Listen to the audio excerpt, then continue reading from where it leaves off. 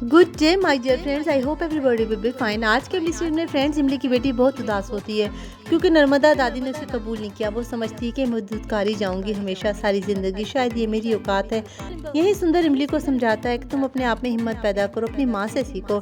देखो इमली को दुनिया भर ने कितना बुरा कहा, लेकिन उसे पता था कि वो कैसी है। उसने सबकी मोहब्बतें समेट ली। जब हमें पता है कि हम कैसे हैं तो हमें बुरा नहीं मानना चाहिए। तुम इतनी अच्छी पोइट्री करती हो, दुनिया को सुनाती हो, औरों का दर्द दूर करती हो। कभी अपनी कविता खुद भी सुन लिया करो, पढ़ लिया करो। फिर आप लोग देखेंगे फ्रेंड्स, इनॉग्रेशन शुरू हो जाता है। इमली नर्मदा के पास आशीर्वाद देने के लिए जाती है, लेकिन नर्मदा आगे बढ़ जाती है।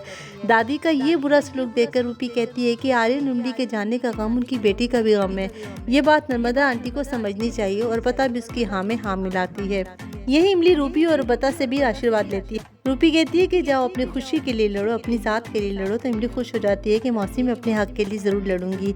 अर्पिता भी उसे खूब प्यार करती है फ्रेंड्स और कहती है कि मेरी ख्वाहिश है कि तुम्हारे जीवन में ऐसा कोई आए जो तुम्हें हमेशा खुश रखे।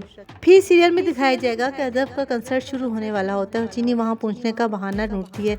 वो चुपचाप से हनुमान मंदिर जाने का बहाना करती है कि उसने इमली की बर्थडे पर इमली के लिए मन्नत मांगी है। रूपी से कहती है कि इमली को साथ ले जाओ। इमली के कपड़े किसी आदमी से टक्कर हो जाने से फ्रेंड्स खराब हो जाते हैं। वो ड्रेस चेंज करके चीनी के साथ चली जाती है और दोनों चल पड़ते हैं। इमली ठंडी ताज़ा हवाओं की आदी होती है। वो इसी चलने के बावजूद गाड़ी की विंडो का शीशा खोलकर हवा की खुशबू महसूस करती है फ्रेंड्स, तो बहुत इंजॉय करती है। जिस पर चीनी से मना करती है कि इस हवा में क्या रखा है, बंद करो, मेरे बाल खराब हो जाएंगे। लेकिन इमली कहती है कि हवा की तो बात ही अलग होती है, हवा तो बंद दरवाजों में भी अंदर आ जाती है। वो शायराना अंदाज में बात करती है और कन्विंस करने की कोशिश करती है चीनी को। फिर हम देखेंगे दोनों वहाँ पहुँच जाते हैं जहाँ म्यूजिकल कंसर्ट हो रहा होता है। इमली चीनी को कहती है कि भक्तों की लाइन तो नहीं है। रश देकर वो घबरा जाती है। चीनी कहती है कि हाँ, यहाँ म्यूजिकल कंसर्ट हो रहा है।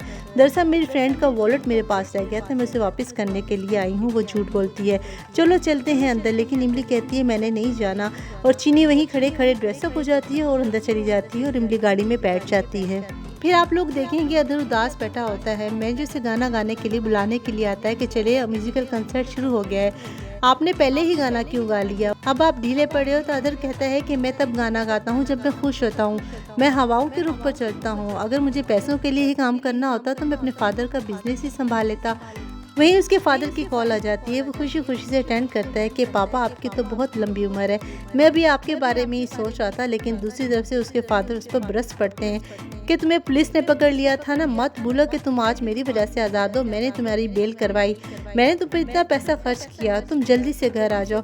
और अदर ये सब बातें सुनकर उदास हो जाता है। इमली का फ्रेंड्स यहीं पर दिल घबराता है। वो सोचती है कि चीनी दीदी अकेली है, मैं अंदर चली जाती हूँ, लेकिन गार्ड उसे रोकते हैं कि टिकट लेकर आओ। वहीं वो कहती है आपकी हिंदी से कोई प्रॉब्लम है। वो कहते हैं कि अंदर भजन नहीं हो रहे, जाओ म्यूजिकल कंसर्ट हो रहा है। इमली कहती है अच्छा, अगर मैं आपके मुंह से हिंदी के शब्द बुलवाऊं तो क्या आप लोग मुझे अंदर जाने देंगे। वो कहते हैं हाँ। तो इमली वहीं पर शरारत करती है, गार्ड के पाँव पर जोर से पाँव मार देती है। उसके मुंह से जोर से निकलता है हुई माँ। तो इमली शर्त जीत जाती है, अंदर चली जाती है। इमली भीड़ को देखकर फ्रेंड्स घबराने लगती है। अदर भी उधर उदास बैठा होता है और इमली चीनी को ढूंढती है, लेकिन वो उसे नहीं मिलती। वो एक साइड पर खड़ी होकर सुंदर की बातें याद करती है कि सुंदर फूफा ने क्या कहा था। वो अपनी कविता खुद ही पढ़ने लग जाती है। वो अपनी कविता को सुनकर रोने लगती है, उसके दिल पर उदासी छा जाती है। दूसरी तरफ अदर भी वहीं खड़ा होता है। वो इमली की परछाई देखता है, चेहरा नहीं दे सकता। इमली की पोइट्री फ्रेंड्स बहुत ही मोटिवेशनल होती है, जिसको सुनकर अदर को भी हिम्मत मिलती है, उससे भी सुकून मिलता है। ये इमली चीनी को ढूंढने चली जाती है और अदर भी बाहर आ जाता है। कविता पढ़ने वाली लड़की को ढूंढने लगता है। चीनी उसके सामने से निकल जाती है, लेकिन वो उसे नहीं देख पाता। और एपिसोड फ्रेंड्स यहीं पर ख़त्म हो जाती है। कल के इमली सीरियल में आप लोग देखेंगे कि इमली और अदर एक दूसरे के ऑपोजिट खड़े हैं। इमली का दुपट्टा हवा से उड़कर उसके चेहरे पर गिर जाता है। वो उससे हटाता है और देखता है तो चीनी वहाँ पर खड़ी होती है। वीडियो अगर पसंद आए तो लाइक कर दें और अगर चाहें तो मेरे चैनल को सब्सक्राइब भी कर दें। Thank you so much. Take good care of yourself. Good bye.